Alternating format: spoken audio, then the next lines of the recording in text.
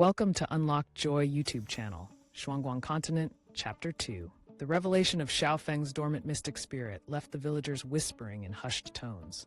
Some viewed it as a bad omen, while others believed it signified great potential.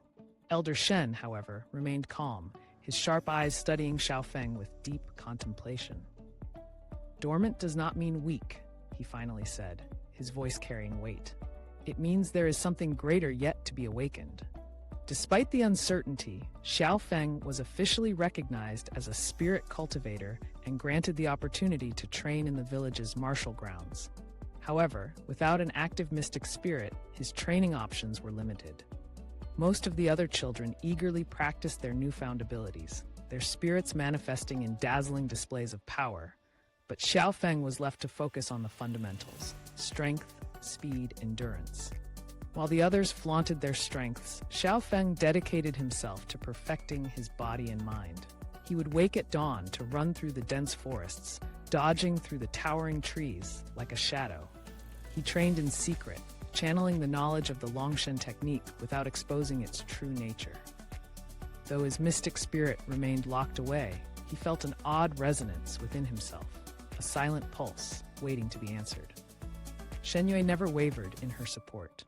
"Who cares what the others say?" she huffed one day as they sat beneath the great willow tree outside the village. "Dormant or not, I know you're strong. Even without a spirit, you're faster than most of the older boys." Xiao Feng gave her a rare smile. "Strength alone isn't enough. If I want to survive in this world, I need to unlock my mystic spirit." Shen Yue's spirit wolf curled up beside them, its emerald eyes glowing softly in the dimming light. She patted its silver fur thoughtfully. "Then we'll find a way. There has to be something that can help." It wasn't long before an opportunity presented itself.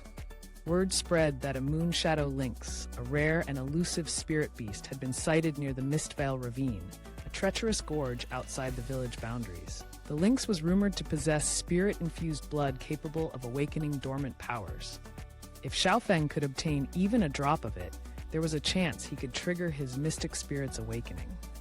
But the Mistvale Ravine was no place for children. Even seasoned warriors hesitated before venturing into its depths. Dangerous spirit beasts lurked in the mist, and the unpredictable terrain had claimed many lives. Elder Shen and the village hunters planned to track the lynx, but Xiao Feng knew he couldn't wait for their return. If he wanted to control his own destiny, he had to take the risk himself. That night, under the cover of darkness, Xiao Feng prepared to leave. As he stepped past the village gate, a shadow moved behind him. "You weren't planning to go alone, were you?" Shen Yue stood there, arms crossed, her spirit wolf by her side. Xiao Feng sighed. "This isn't your fight," she smirked. "And since when do I listen to rules? Besides, if you're going into the Mistvale Ravine, you'll need a tracker. That lynx won't be easy to find."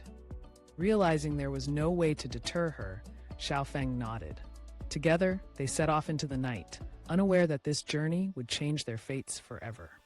The Mistvale Ravine was an eerie place, blanketed in a thick fog that twisted through the gnarled trees like grasping fingers. The cries of unseen creatures echoed through the darkness, making every step feel like a gamble. Shen Yue held a small lantern, its flickering light barely piercing the mist. "Are you sure about this?" she whispered, her usual confidence laced with caution. Xiao Feng nodded. "We have to be quick. The longer we stay here, the more danger we're in." As they ventured deeper, the air grew colder, charged with a strange energy that made Xiao Feng's skin tingle.